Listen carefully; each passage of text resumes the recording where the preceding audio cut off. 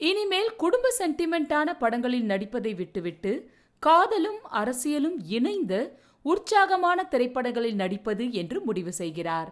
அதோடு மட்டுமன்றி நியாயம் தர்மம் சார்ந்து அநீதியை எதிர்ப்பது என்கின்ற புரட்சிகரமான மற்றும் ஏழை மக்களுக்கு உதவி செய்கின்ற பணக்காரர்களின் திமிரை அடக்குகின்ற ராபின்ஹுட் என்ற மேற்கத்திய நடிகரின் பாணியையும் பின்பற்றத் தொடங்குகிறார்.